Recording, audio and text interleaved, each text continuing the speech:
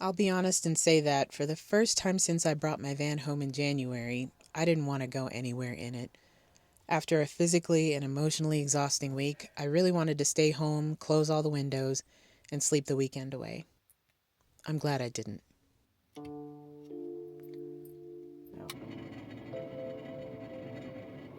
I'm very aware of the fact that the loss of a dear friend in February of last year kicked off the symptom storm fueled by stress and grief that landed me in bed for a good portion of 2024.